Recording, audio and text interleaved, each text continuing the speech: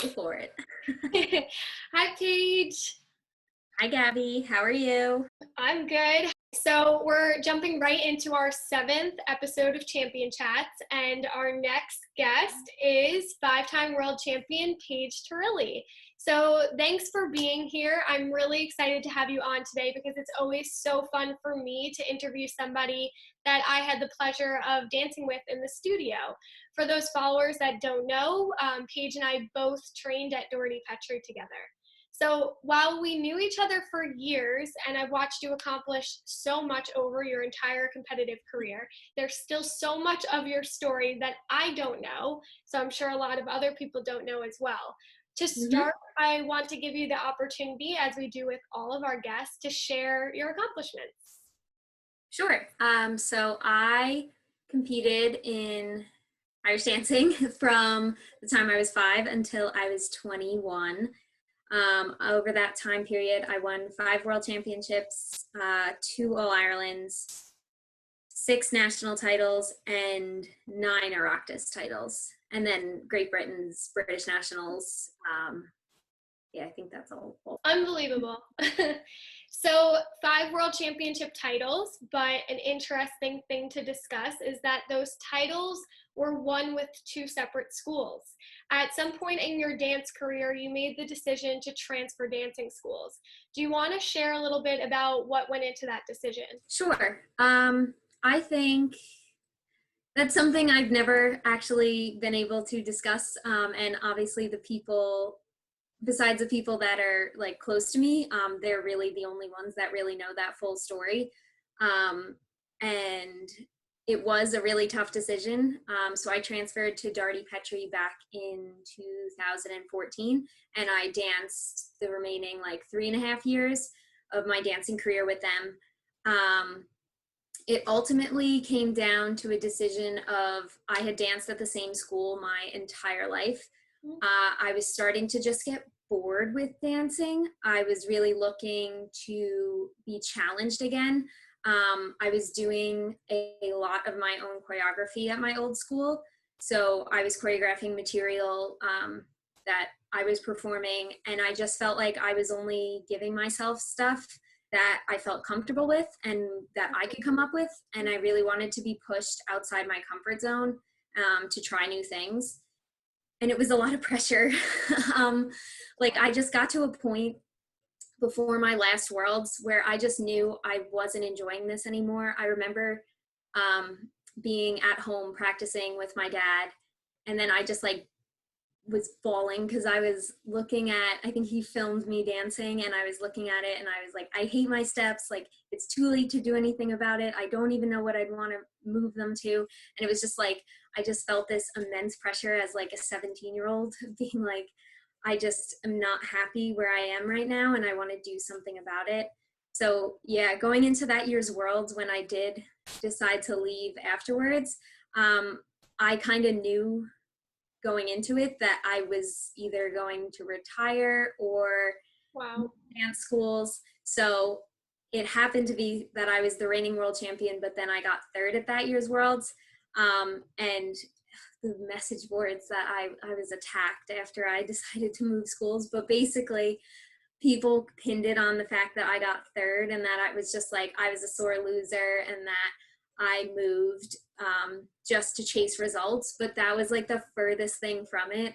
Like if I even had won the Worlds, I probably was going to try and move dance schools as well, because I wanted to see what else was out there. Like, you don't realize how much you can learn from having different teachers and different perspectives. 100%. And that was something that I've grown so much as a dancer from dancing at another school afterwards.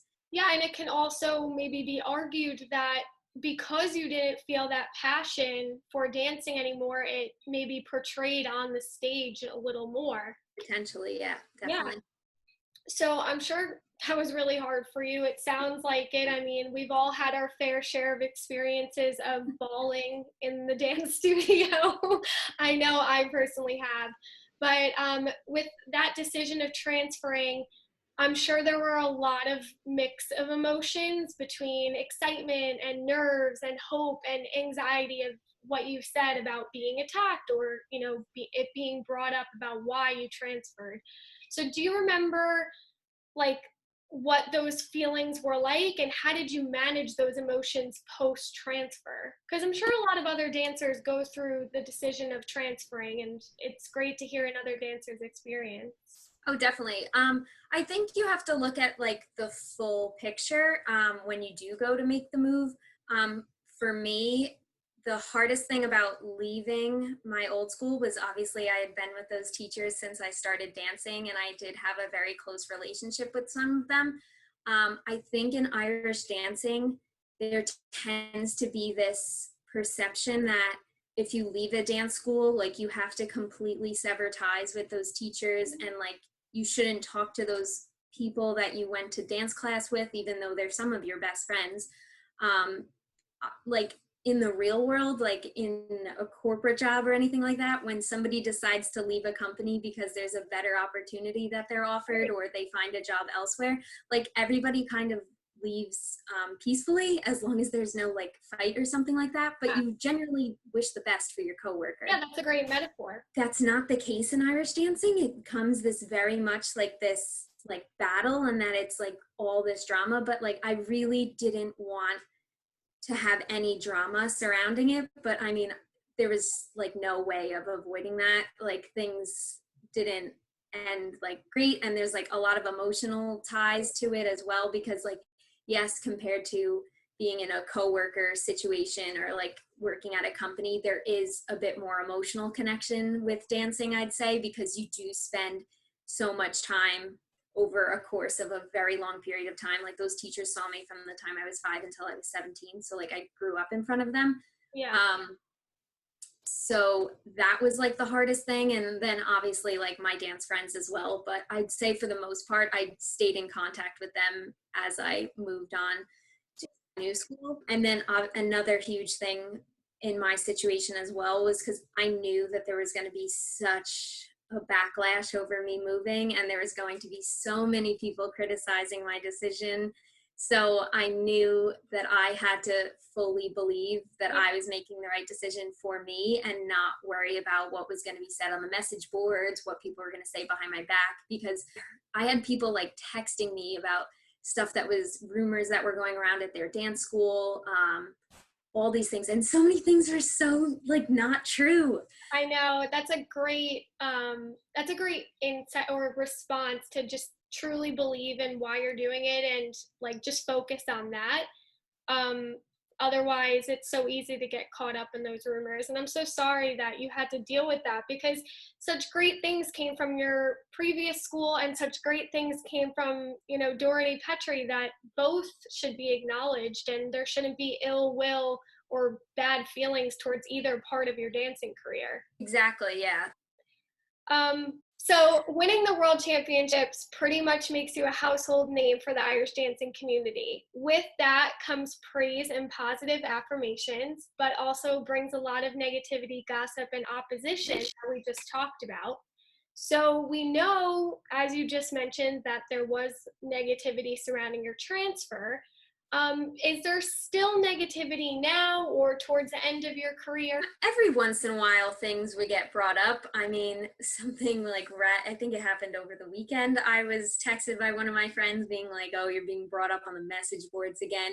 Just like surrounding the drama, some of the drama with my previous school. One of the teachers has moved on, and my name was brought into it. Meanwhile, I transferred from there 6 years ago, and I also stopped competing now back at the end of 2017, beginning of 2018. So it's just interesting that people still care. Yeah. But also it's just like, I don't know, do you have nothing better to do? Yeah.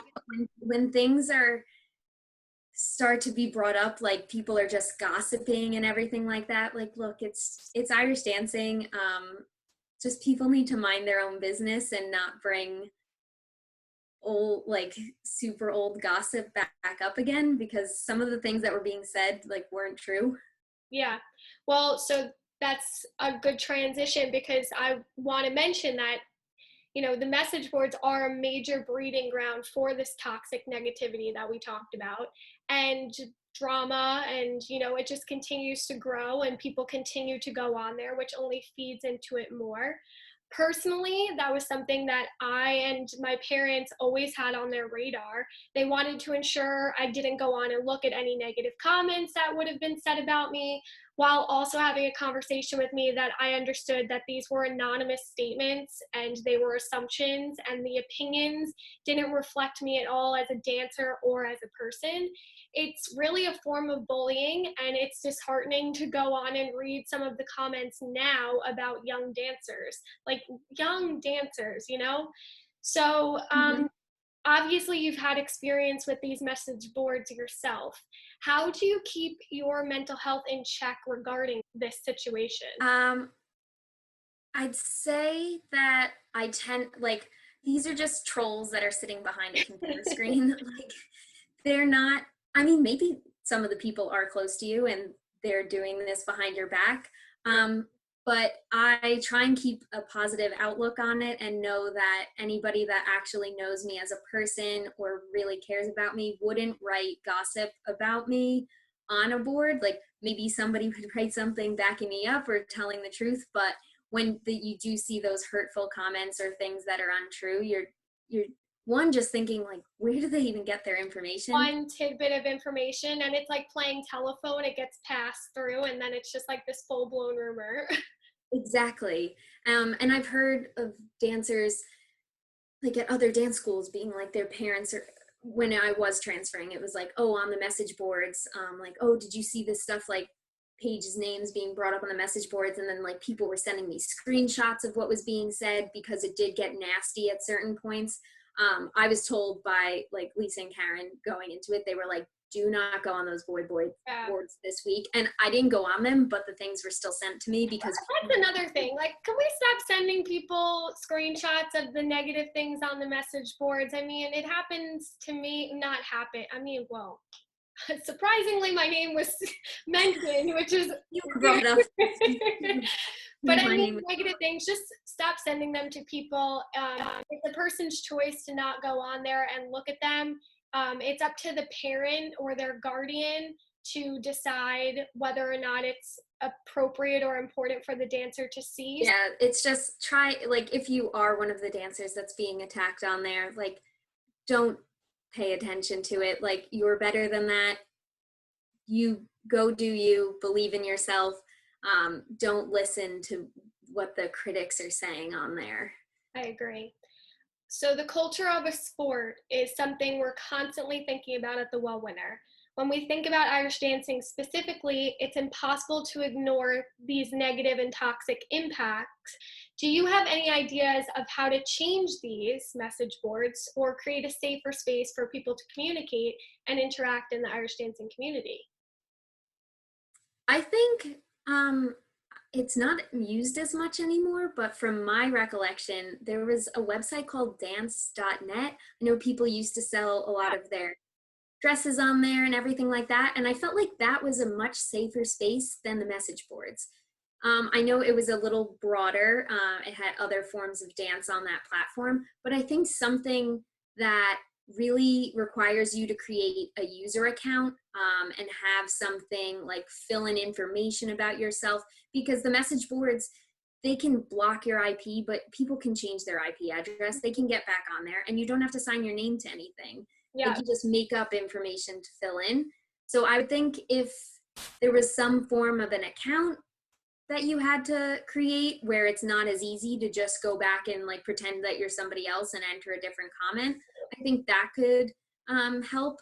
I'm sure Facebook even, like, I don't know if there's a way that people would feel comfortable sharing some of these things that are useful to get a group perception on. Like some of the things when people write questions about an upcoming fesh of being like, oh, I don't know, like looking for the fesh schedule, or do you know what the layout is of XYZ school for this fesh? Like, I think that is useful. That's that is. useful to have a community to discuss those things, or if people are looking, like booking a trip for the All Irelands, like, do you have any recommendations on where to stay? But I would think if you had if that was on Facebook, that's a much safer place to put that because you have a name to go to. You can privately message someone offline. And so, yeah, I think something that attaches, that makes you a bit less anonymous, Yeah, would be that's, really, really helpful and a better place in the community. yeah, it just gives people accountability and Exactly. responsibility. So you sound like a great competitor. So if you have any other tips and tricks on how to, get your mindset, we'd love to have you share that on the Well Winner, either now or later. I mean, do you have any hot tips?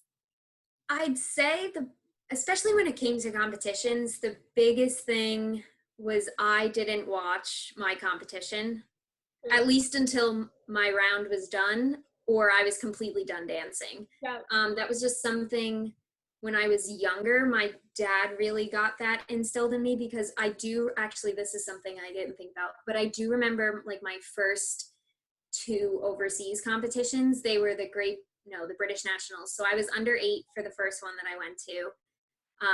And I remember warming up and seeing these other dancers that were so good and they were so sharp and so much more powerful. And Mm, back in the day, I feel like that was a huge differentiator between American dancers and yeah. Irish and English and Scottish, was they just had a level of attack that like a lot of American dancers didn't have. I feel like now that because of social media and like sharing more videos and teachers doing choreography, all that, feel like that playing ground is more level now. Mm, But when I was back in, what was that, 2004 was my first one. I just remember being so scared of the other dancers. Even the first major title that I won was the British Nationals when I was under 10. And I remember that morning, I was sitting down watching other dancers and I was just like, they look so good, like just watching them. And my dad was like, why are you paying attention to them? yeah. Just worry about yourself. And then and then like I won, Yeah. which was like, so you don't realize what you look like sort of thing. And at the same time, like you can't control what those other dancers are doing. If they are better than you, well, you can't change your dancing within the span of an hour. So just worry about what work you've put in up until that point and just worry about what you can deliver on the stage, and don't worry about what your competition is doing because it's the judge's job to do that, not yours. Yeah, I love that advice.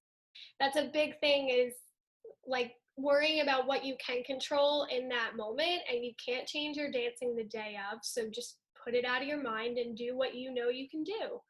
You were in the competition circuit for a long time. I mean, you just said your first major overseas was 2004. I read that you spent the last 8 years of your career in the top three, 5 of them being the world champion.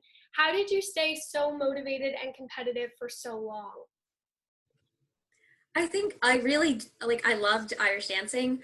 I'd say I kind of wanted to keep dancing a little bit longer, but just as I got older, there were just outside of dance forces. Like when I was in university, my senior year, I just started to look at the pros and cons of being like, is it worth the social aspects and the once in a lifetime experiences of my last year of college?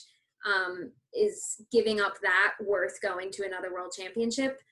So up until that point, I would say dancing always outweighed the social sacrifices that I made. That year in particular, the social sacrifices in terms of like not hanging out with friends or like skipping events, like those sorts of things started to outweigh Right.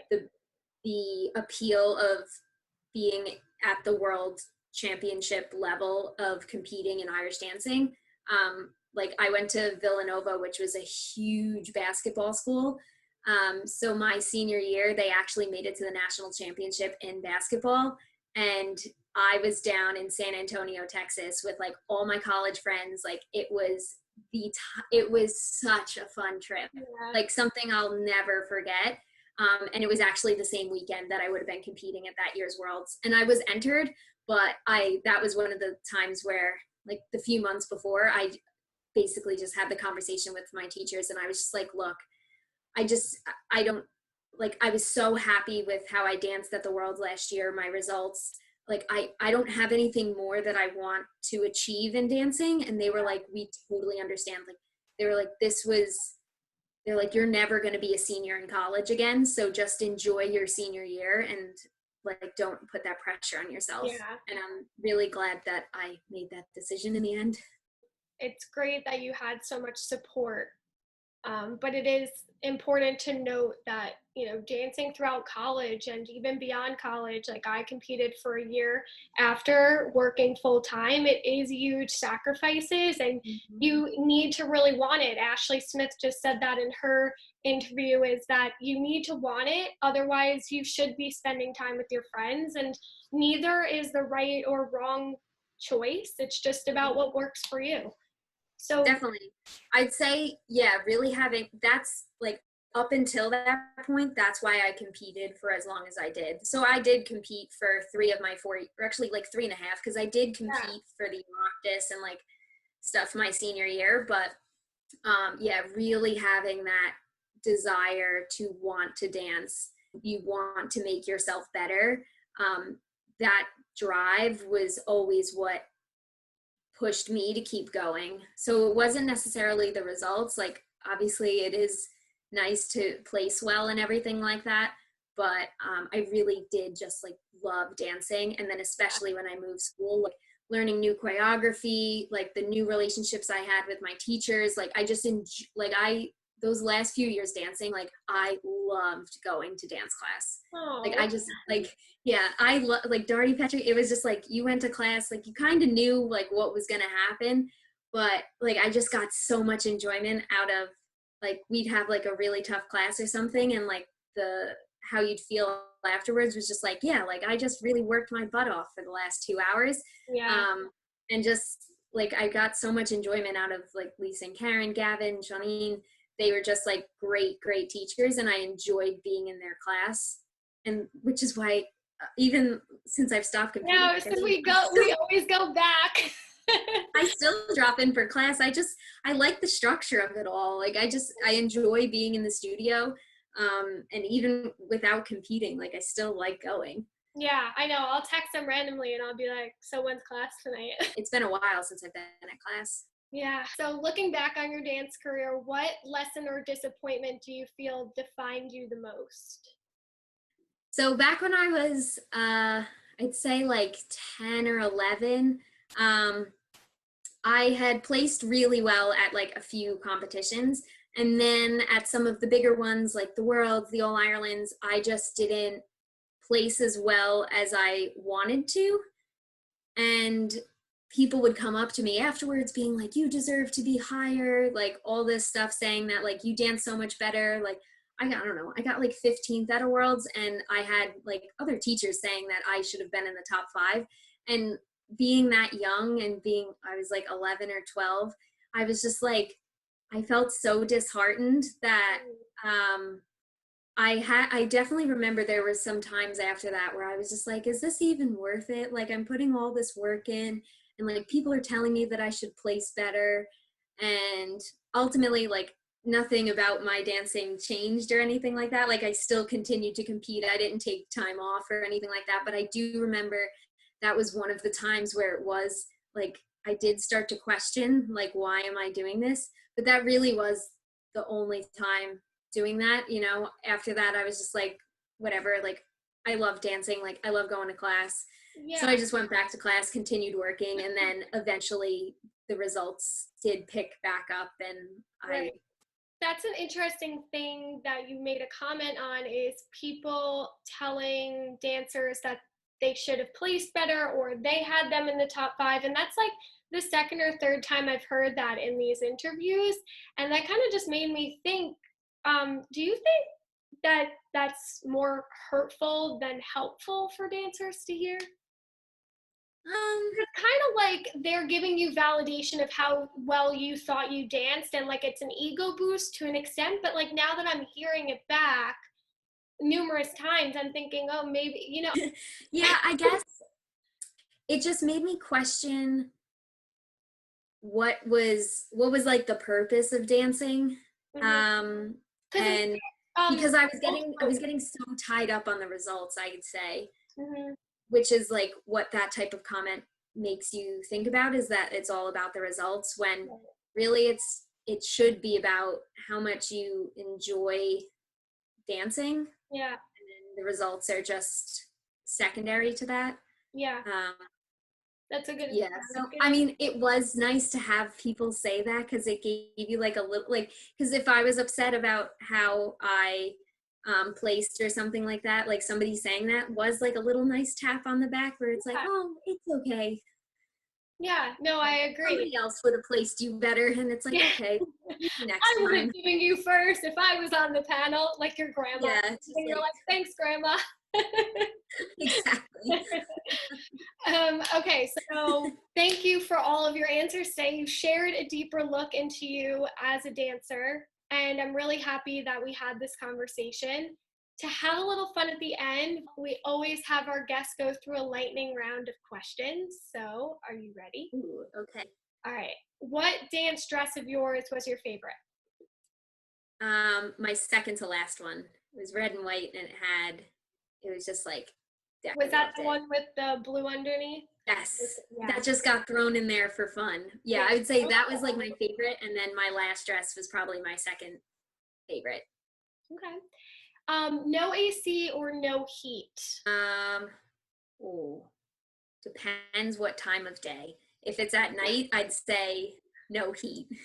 Okay. But if it's during the day, I'm always cold, so I'd say no AC. Okay, so you don't have an answer. If you had to pick one food to eat for a whole week, what would it be? Like that's all you could eat.